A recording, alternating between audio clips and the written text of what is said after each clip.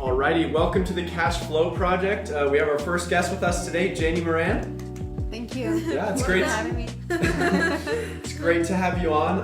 Just thanks for taking the time out of your busy day. We're thrilled to have you here, and can't wait to hear a little bit of your story. So yeah, we're just gonna kind of get into it. But yeah, just a quick introduction. Tell us who you are. Tell us kind of how you've gotten to where you are. Yeah, so I'm a Colorado native, first generation, and I work in sales. So I do real estate. I'm a real estate agent full time. And when I first got out of college, I kind of went into it as like a transaction coordinator, which is basically like an assistant, like doing all the contracts and paperwork for a real estate agent. Yeah. And then right after that, I moved to Denver, I got my real estate license, and then I moved to Denver, and then went into real estate full time. And now I'm here 3 years later still. Yeah. So, and I was looking at your website a little bit. You have some Greeley listings, some like Front Range listings, right? Yeah. Not just in Denver. Yeah, so I'm pretty much everywhere. So I was born and raised in Greeley, and then since I moved to Denver, now my business has expanded to Denver. So now I work both markets. So I'm able to have that flexibility to go back and forth. Yeah. Which is a blessing. Yeah, for sure. Yeah. A lot of driving, probably. It's a lot of driving. Yeah. Sometimes if I can't make it or the weather's really bad, because Colorado. Yeah. You never know. All seasons in one day. Yeah. Right now we're at it's really hot in the morning, and then at night it's cold. So Yeah. you gotta be ready. Yeah. Colorado just kind of throws everything at you for sure. Yeah. Yes. Yeah. I did want to ask, did you go to college? Yes. So when I graduated high school, I went to Ames Community College. I did my associates there, and we all get to that point where you're 18, 19, and you're like, what do I do with my life? I don't know what I'm doing. Yeah. We all go through that, and I was like, well, I have FAFSA, and then I got a scholarship to go to CSU. I came to UNC for one semester. Okay. And then when I was here, I was like, oh my gosh, how am I going to pay for school? Because FAFSA doesn't cover everything. Yeah. So then I was applying everywhere, and CSU is the one that offered me basically a full ride for those 2 years to attend. So just because it's first generation. So Yeah. I was able to have that opportunity to go there. And but UNC was great. It was, for business school, I would have loved to graduate from here, but it's also nice not to have any debt. That's a plus for sure. Yeah. And so your major was communications with some business admin in there, right? Yeah, with business administration. Okay. Yeah. It was a minor in business admin. Okay. Yeah. But your major was communications. Communications. Okay. Yeah. And how would you say that kind of set you up for what you do now? So when I was first choosing what I wanted to do, I wasn't sure. Just because there's so many options, and I'm like, well, I don't even know what I want to do after I graduate. Yeah. And I think that the most that helped me was that it helped me with public speaking, because I do a lot of presentations with strangers or clients, and it's always just presenting, right, and pitching yourself. And I think that really gave me a lot of experience of just doing it, because let's be honest, you're not going to remember what you learned from a book 3 years from now, That's what I'm telling my professors now. Yeah.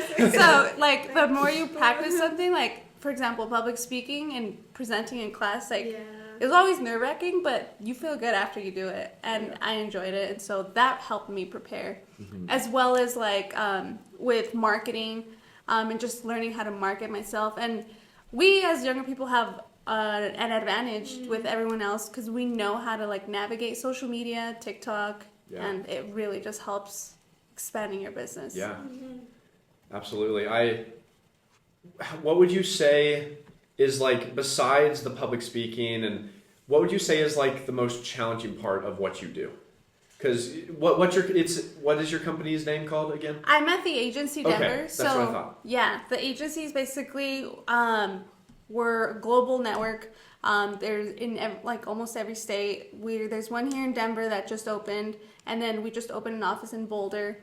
And then also in California, and for those who have watched Netflix, there's a show called Selling Beverly Hills. Yeah. Ooh. Yeah, Yeah. Miranda was actually just telling me about that. Yeah. Yeah. Yeah, so it's good. And I think that the hardest part about this business, I think, is finding the client.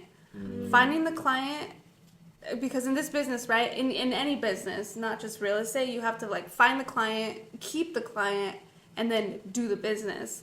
And I think the hardest part is to find the client. Yeah. Because you can find the client and they might not be ready to buy a home. And I mean, it's just, you wake up as a business owner and this is sales, right? So you don't get paid hourly. You don't have to be at a certain job at 8. You're not on the clock, right? So like you wake up and you're unemployed basically. Yeah. So you got to go find work. Yeah. Yeah. But it's also a blessing because you can make as much as you push yourself to make. Yeah. So finding the client that qualifies is probably the hardest. Yeah. So with your agency in Denver, is it kind of just you kind of go out on your own, just kind of do everything, and your company is just like a home base where you can like get those listings, different things like that, and it's really just kind of like entrepreneurship, small business, like you just do what you do, or how does that work? Yeah, so you basically you manage your own time. I can work from the office. I can work from home. I'm solo, right? And then I obviously have partners in there, and like my boyfriend, he's also in real estate, and we work together sometimes. Like we get together because it's also very hard to hold yourself accountable every single day. Like that's why where you were talking about grit. Yeah. It's hard to like keep pushing yourself every day because sometimes you wake up and you just not feeling it, you know? Yeah. I completely understand that for sure. A lot of discipline for sure. It's a lot of self-discipline. And I mean, once you build yourself a routine, which is the beauty of it, right? You have the time to work whatever time you want. Sometimes I'm done at like 1 p.m. Sometimes I'm not done till like 6 p.m. So it really just depends on the day, but it's not every day. Yeah. And what's that like company culture like with the agency? Like, do you like it there? Like, Yeah, it's been really good. Yeah. Well, Mauricio is the CEO. He's the founder of the business of the agency, and he's the one that started opening offices everywhere. And I had an opportunity to meet him in Vail. He came down for like a company event. And then he came down again for a Boulder event. So it's just very collaborative. Everybody gives you ideas as to what they're doing. Everyone's there to help. Like there's no envy, like I'm doing better than you. There's nothing like that. It's very collaborative. Like everyone just wants to help. And our number one rule actually at the company is no assholes. So like anybody that like is trying to be they're pushy or mean. Yeah. They're just not allowed. Yeah. Okay. Yeah. Dang. So it's a very good culture, yeah. And then one of our rules is to have fun, because at the end of the day, you're there to have a good time. Yeah. And so paid. So what does like work-life balance look like? Because obviously you're kind of doing your own thing, so you have the opportunity to just be like, I could just wake up and do nothing today, or I could wake up and work 13 straight hours. So like. How does that look? I know you kind of talked about finding a routine helps that, having that accountability. Yeah. But yeah, I feel like if I had like, or I guess maybe I'll shift here. You close a big sale. Right. Do you just take a couple days, just like, that feels good? Or like, is there a lot of like behind the scenes work that you, or how does that look, I guess? No, so that's actually a lot of agents sometimes. I guess this is like a lot of the failure rate, right? Is that you like get comfortable, you're like, oh, like I just had a big closing, now I'm gonna go to Mexico or Hawaii or book a trip. And it's like, no, like you gotta go on to the next one. Yeah, like reward yourself, like I do. I'll go have dinner or something, or like celebrate, or like even just drinks out with friends, just to celebrate. And then you go back and just work again, right? And then obviously like you gotta set standards for yourself too. Like for example, for my business, I say, look, I'm gonna close 10 deals this year, and by the end of this year, I'm gonna reward myself with a trip. That's how like you push yourself to work harder. Yeah. And you said you bought a house at 21, correct? And with how crazy expensive, at least I think, and I think a lot of people think the housing market is right now. Do you see, because I was reading on your website, you were like, if I can do it at 21, like you can too, like I want to see that happen. I'm 20. I cannot buy a house. So like, do you see a lot of younger people? Because I was looking at your listings, and it was like the cheapest one was like $400,000 or something like that. I'm just like, what in the world? There's ways. Well, I had help. I had a co-signer. So like, there's different ways to go about it. My parents helped me too, and they provided a down payment. Now, as a first-time home buyer, you don't have to have a down payment. And we've been in the market where the rates, I don't know if you guys know, but the rates went up so high, not only for houses, but for credit cards, all the way, cars too. And so when we were in this market, you were able to negotiate with the seller to pay for the closing costs. And then as a first-time home buyer, you only have to put $1,000 down. Okay. You can also house hack and have like roommates, and you own the house and then just rent out every room. You know, there's different ways. Greeley market is very hot. It's a lot more affordable than the Denver market for sure. I believe it, but holy smokes, if Greeley's affordable. yeah. That's wild. So you just have to find the way to do it, right? Yeah. Co-signer, first-time homebuyer program, and then house hacking too. Yeah. So there's options. There's options. There's options all the way. That gives me some hope. I Yeah. Yeah. You will. It's crazy. Yeah, I think about coming out of college, and it's just like, because I don't. Renting is like a temporary thing. Obviously, you're putting your money into nothing, so it's not the greatest strategy. But yeah, I mean, there's no way. I mean, I know you're saying there's. I guess you're saying there's ways to do it, so I agree with that. But yeah, I'm thinking like how in the world? But I guess there are strategies. There's ways to do it. It's possible. Yeah, as long as you have good credit, right? Yeah. And there are banks too that could lend you without having a credit score. There's obviously certain requirements with that, but I always like to think of it as like your credit score is like a report card for an adult. Like the higher, the better. Yeah. So GPA. Yeah, exactly. It never leaves. You're always measured. Yeah, my number. Yeah. Yeah. Wow. You can go for it. See if there's something good. Let's see. So who has been your biggest mentor, or influence, like that, someone that's influenced you in your career? And then how has that person impacted your journey? I would say my parents. They've been the biggest, just because they had a very difficult upbringing. They didn't have all the opportunity that I had, like to go to college, to graduate. And then obviously like a degree opens a lot more doors. You make connections here in college where like you might know someone down the road that could lead you to an opportunity. And I think that's my biggest, what did you say? My biggest... Like mentor, yeah, like the biggest inspiration. Just because if they came over to this country to like work hard and like to make sacrifices and leave their family behind, then, I mean, me having my family, that pushes me to just even do better and be better. I love that. Yeah. Family first. Yeah. I definitely think we're all products of our upbringing. So the hard work that you see your parents do, your grandparents do, like, I mean, that fuels you to work harder. And especially, if they do sacrifice a lot to make more doors open for you to take advantage of that and make the most of it. So, I think that's phenomenal. Yeah. Yeah, and now I'm helping my parents' friends purchase homes too. So it's a blessing. Yeah, absolutely. Do you have like a specific, I clearly don't know much about real estate. Do you have a specific, like, do you do condos, like just true, like? Oh yeah, like a niche. Yeah.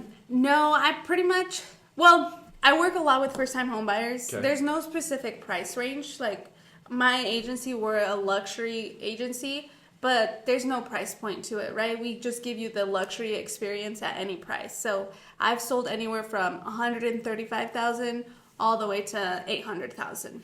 So it's a big range. Yeah. And a lot of my clients are first-time home buyers or clients that are looking to upsize. So like they're selling their current house and upsizing to a bigger house. Oh, yeah. Kind of in my age where like they're growing their family and having kids and they need bigger space. Yeah. Yeah. So. Yeah. It also looks like you do a bunch on social media. Yeah.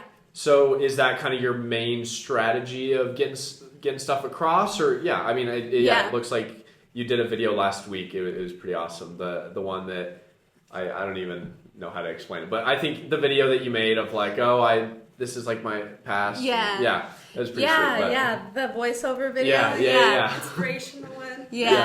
I worded that so well. You know, the video. That video. With the voiceover. Yeah. No, I do.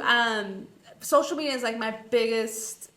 It's like I get 60% of clients from social media. Oh wow. Yeah. Yeah. So it's a very big portion, and then like 20% open houses, and then like, I can't even do math right now. Then the rest, 20. it's like just past clients, referrals, or like sphere of influence. But social media is the biggest one. I like engage with a lot of people, and I also feel like when you put yourself out there, like videos, and then you meet someone, I feel like the person already knows you. Yeah, exactly. It's like kind of like you've already talked. Well, me, I don't know them as well, but they already know you, and that's why it opens up to a lot of opportunity. Yeah. So. Well, it's authentic too, and they can feel connected to you before they even meet you, and that helps facilitate that connection, that relationship. Because I figure a lot of what you're doing, all the selling of the houses, I assume it's very relational selling, that sort of thing. I would imagine. Yeah, and you also have to connect with a client, make sure that you're a perfect fit for each other. But yeah, social media is like the biggest outlet for me. Yeah. So far. You wanna take one? Yes. Let's see here.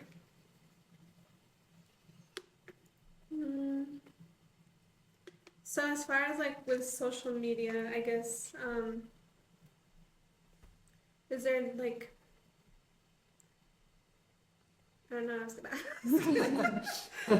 I guess I'll ask this one. So how important is networking in the industry? In the industry? Yeah. Oh, it's very important. Yeah. I think that, I mean, you just put yourself out there.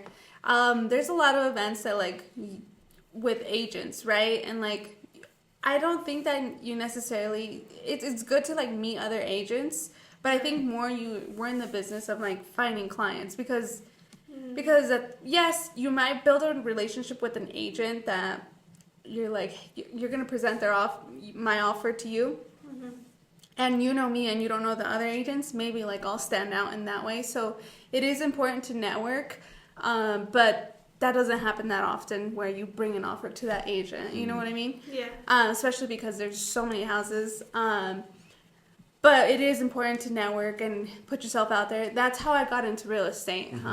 Because of the job that I was at, I was doing marketing for a car dealership. Okay. And then that guy connected me to somebody in real estate, and that's how it all started. So it is very important to network. LinkedIn, I still have a lot of my classmates from the past. You just never know. Yeah. Something you mentioned in that voiceover video was like that you came into it with like no connections, not knowing like anybody. Yeah. So obviously, from what you were saying, the networking is huge, but like if for someone that's like just getting into being like a real estate agent and you're just like looking out on the block, like what do you do? Like what's the first step of trying to, like, you've gotten into an agency, like you already passed your exam. Yeah, you've done everything. You're ready to sell homes. What's the next step? I think that it's very important to work for someone or get a coach.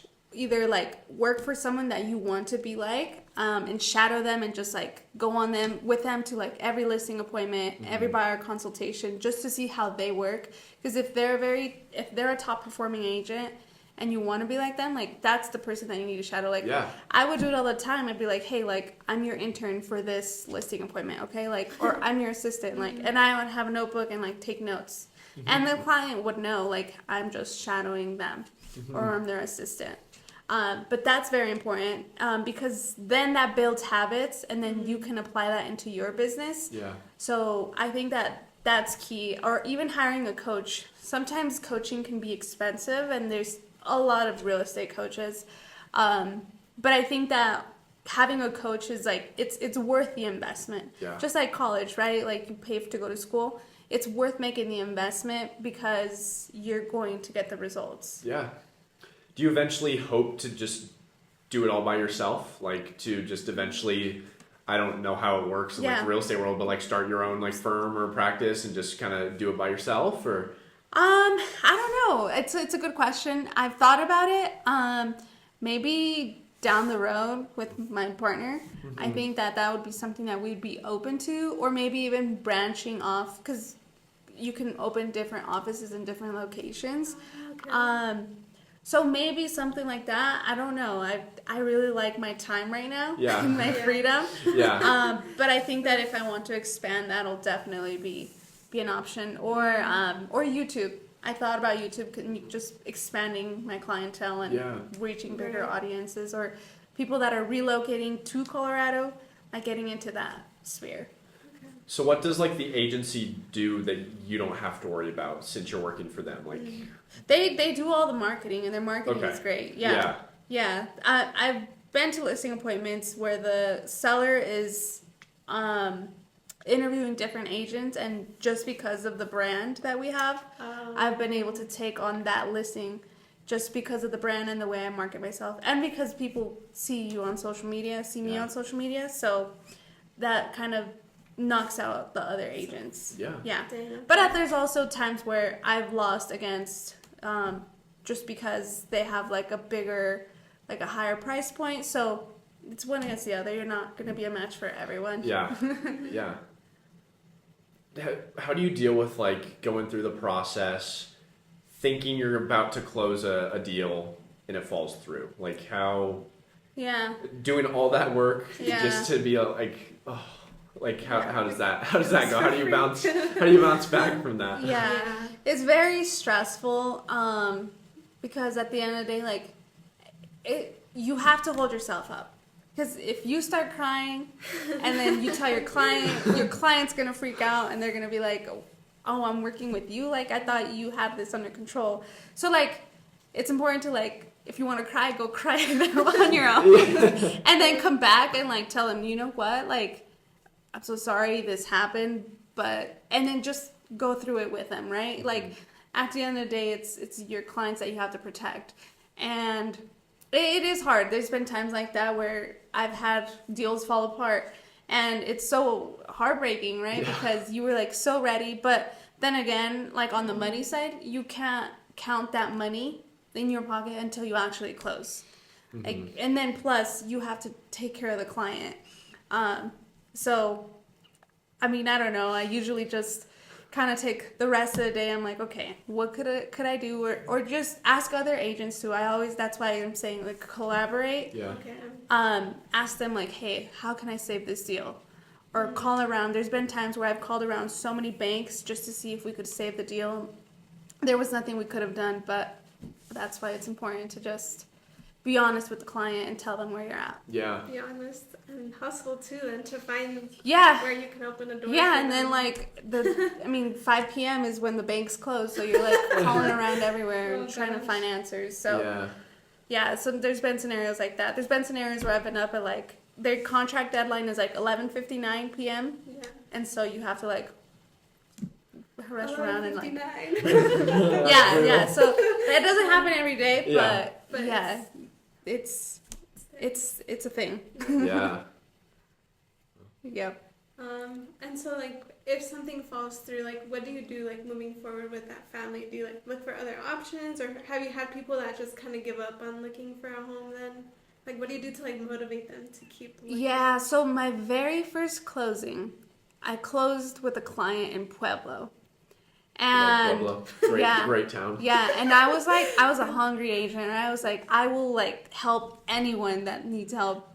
And the client actually, they closed in Pueblo, and I was like driving every weekend. I felt so defeated because like we couldn't find a house, but I would like drive every weekend back and forth showing them homes. And I remember we finally found the house, right? Found the perfect home. We went through inspection and everything was good and we were ready. And then the bank was like, hey, guess what? Actually, we might not make this happen. I don't remember exactly why the scenario was, but you just have moments where you feel so defeated and you have to tell your client. And so what I did was like, I took it in. I was upset. I felt upset.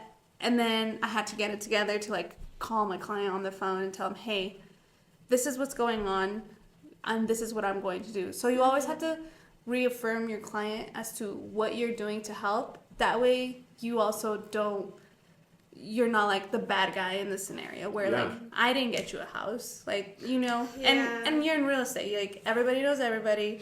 And there's a reputation to hold up. Yeah, you got to keep your image crystal clear. Yeah. So really just it's okay to be upset. Yeah. That's how I deal with it. Just be upset, cry about it maybe in your car, and then get it together and talk to the client. Yeah. With everything changing right now, like where do you see the real estate, the housing like industry, where do you see it going in the next few years? Do you think it's gonna like be a lot of big changes, or do you think it's just gonna kind of stick with how it's been? Well, right now we're in an election year, and a lot of people get scared because they don't know what's going to happen, right? Yeah. They're like, I don't know if I'm gonna hold off or if I'm gonna wait, but like regardless, whoever wins presidency, people still need a place to live. Yeah.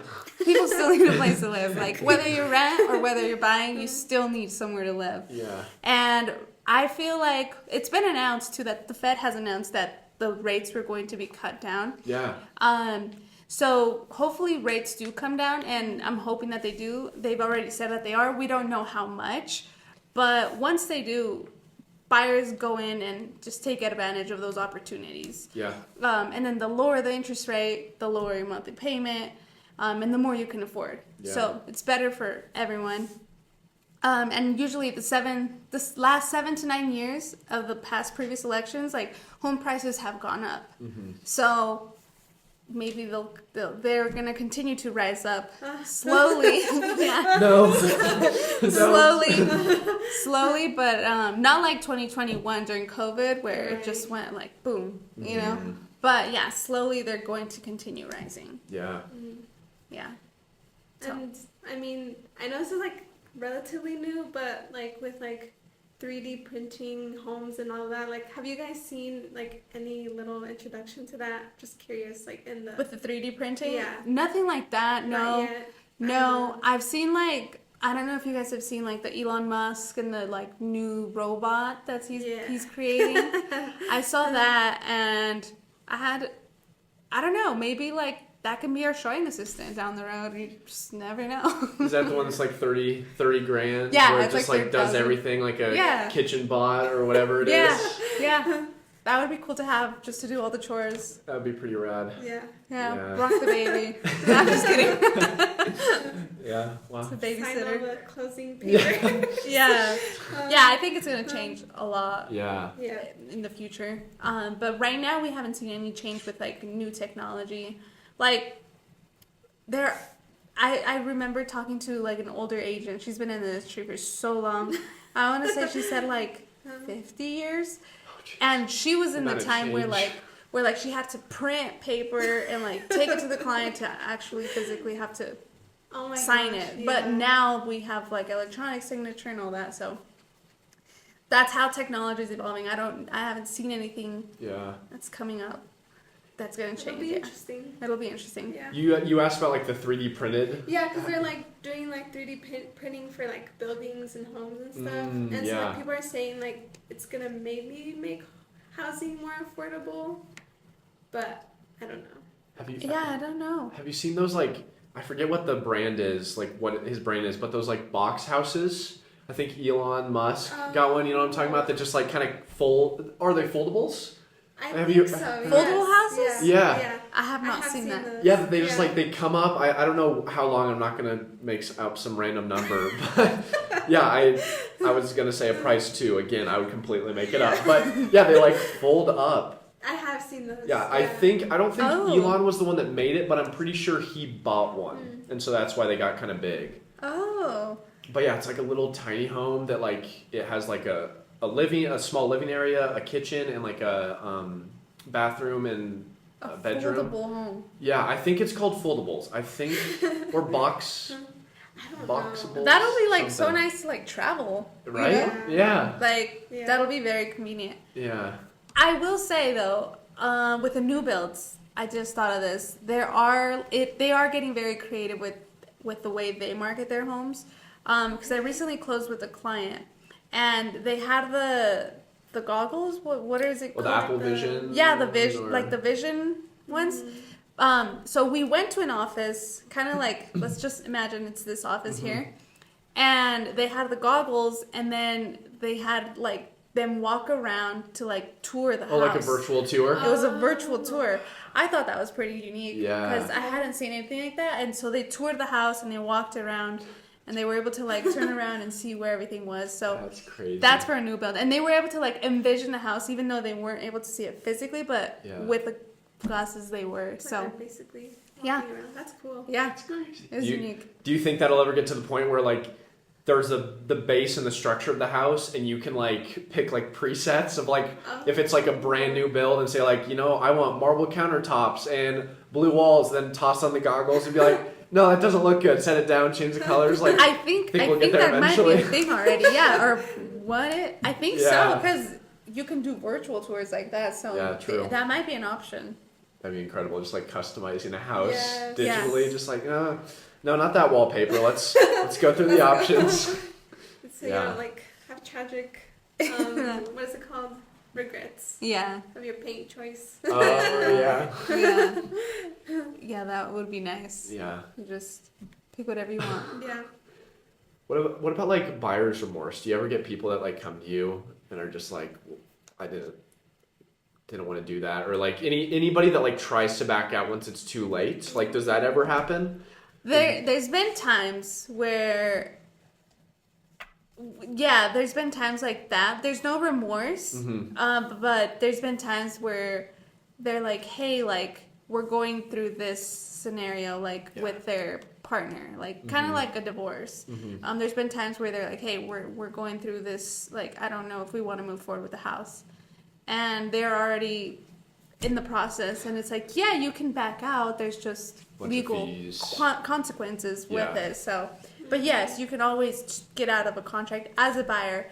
As a seller, it's harder to get out of it because once you accept an offer on your home, you really don't have a choice unless the buyer terminates for whatever reason. Yeah. Dang. Okay. Yeah, but as a buyer, yes, there's a lot of ways out. So as a seller of a home, once you like lock into a deal, like once you sign contract, that's it. Like, yeah, you're there's locked. pretty much Okay. nothing that you can do. It's Like- all on the buyer. And you can't even like get out with like a crap ton of fees. Like you're kind of stuck. You Yeah, have to you're sell it. pretty much Wow. stuck. You're pretty much stuck. That's good to know. Yeah, good enough. Don't make any rash decisions. Yeah. So when you're selling your home, be sure you want to sell the home. Yeah. Right? Yeah. Yeah. Do you have How much time do we got? like five to 7 minutes, somewhere in there? Let's see here. I mean, I did want to ask. I know there's probably gonna be some people watching that are like thinking about going into real estate, and so like, what's something that you wish you would have known, like when you were starting? When starting in real Yeah. estate, that's a good question. The hardest thing is like getting paid, right? Yeah. So you have to have some type of money saved up, and some people going into real estate part-time, and some do it full-time. But as a part-time agent, like, you don't realize that it is a full-time job. Like, it's more than, like, when I first started, I was in the office at like 8:30 a.m. and out at 8 p.m. Wow. So like I was just working, trying to find the next client, like just cold calling, Yeah. and like trying to find the next deal and posting videos and just putting myself out there. But that was the beginning. So, but I had money saved up. So I think that if you have money saved up, it definitely puts you out there to like be able to hire a coach, to be able to like pay for all the office fees. Some offices and brokerages have fees that you have to pay. So it's just important to be able to like have that cushion to be able to sustain you. And then plus once it gets hard, you sometimes feel like quitting. Yeah. So you gotta keep pushing forward and just make it happen. Yeah. So with that pay structure, what does it look like commissions wise? I don't know how much you can share of that, but what percentage of the pie do you get? So, or does it kind of depend? Does it vary? It varies. It varies on every house. It varies on price. Yeah. So it's usually 2.8% or 3% of the sale price. Okay. So the more expensive that you sell, the more you make. Yeah.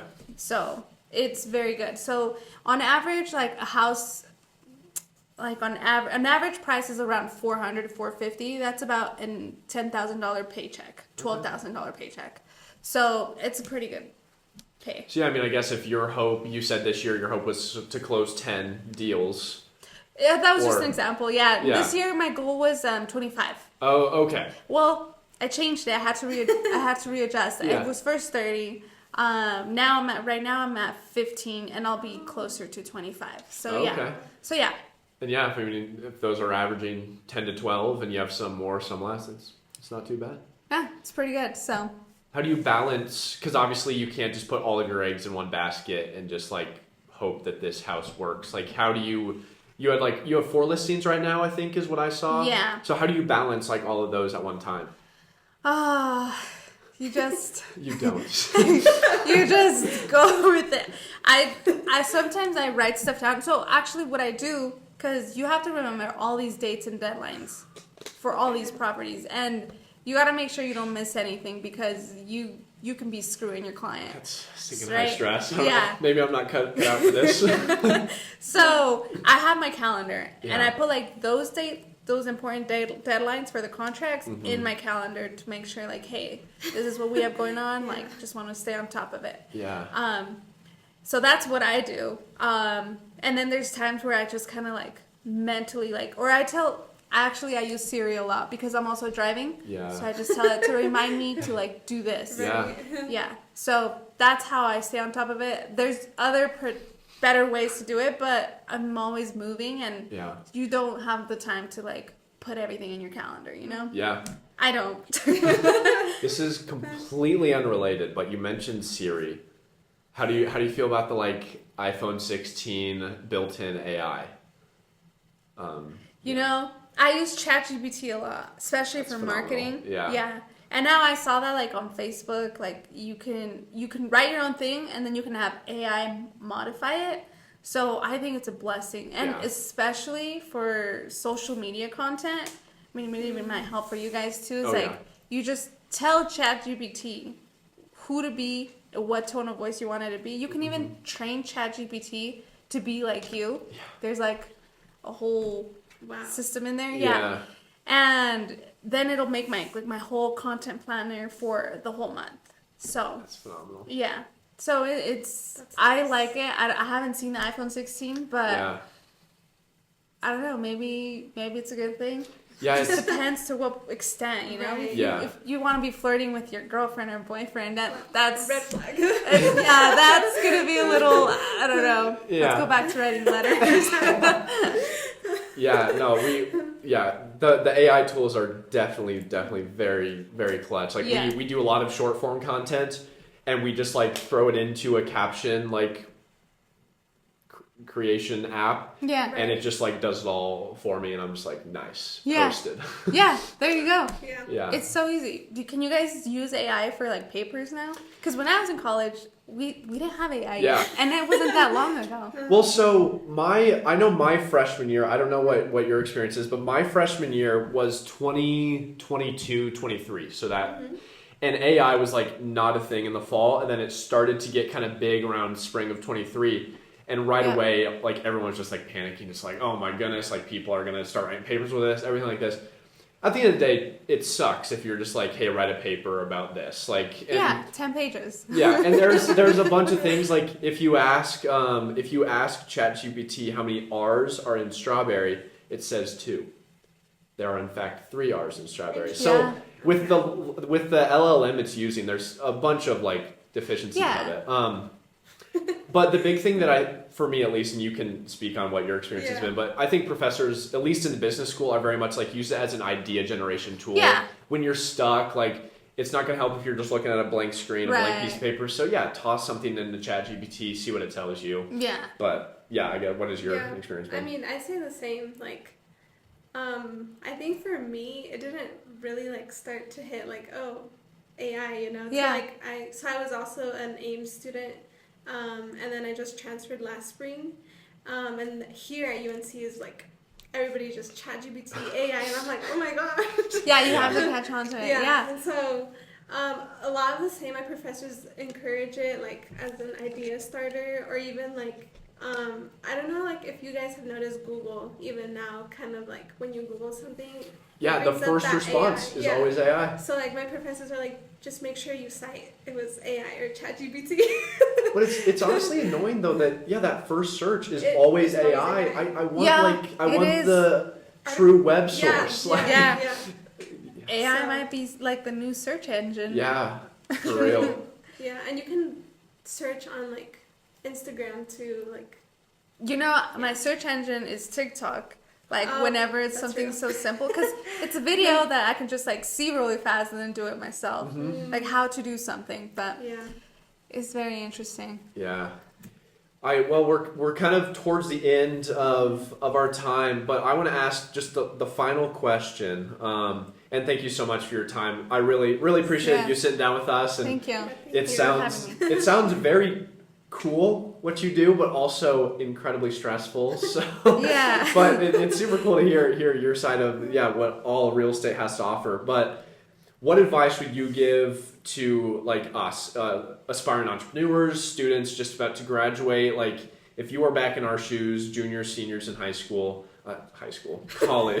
I mean, we can go back to high school. In college, what's like maybe a biggest regret or something you've learned, a failure, anything like that you would want to share for people that are about to graduate? Oh, I would say just when you're in college, you're so young. Just take action. Yeah. Because that's where you learn the best. That's where you make the most mistakes, and at least you're trying. Yeah. So just actually doing the work. And that's going to put you out there, because there's a lot of people that stay in the zone where they're just like, they keep studying, and you're not going to learn anything until you actually apply it. Yeah. So just do it, and then from there, if you make a mistake, you learn from it, and at least you're trying. Mm-hmm. And now that we have social media, whether you're in business, like always try to record everything and put it out there, because it's your journey. Yeah. And so especially if you need like clients down the road, just record it, put it out there, and just go for it, really. Yeah, get that experience. Get the experience. It's all about experience. There's only so much you can learn from clicking submit on a test and then getting a bad grade. Yeah. Just pure sorrow. Yeah, I don't know about the tests. Yeah. But definitely, like, when it comes to the work, just go do it, apply it, and see what happens. And if you mess up, it's okay, because at least you're trying. That's awesome. Right? That's true. Yeah. Well, where can people find you? Anything you want to shout out to get yourself out there? My Instagram. I use my Instagram a lot. I use TikTok, just Janey Moran. Google, you can find me there. Well, awesome. Well, I appreciate your time, Janey. That should be all. I appreciate everybody listening to the episode. We got a lot of fun speakers coming, and really appreciate your time giving us your perspective on what your careers looked like so far. But that's going to be the end of our episode, and we'll see you next time on the Cash Flow Project.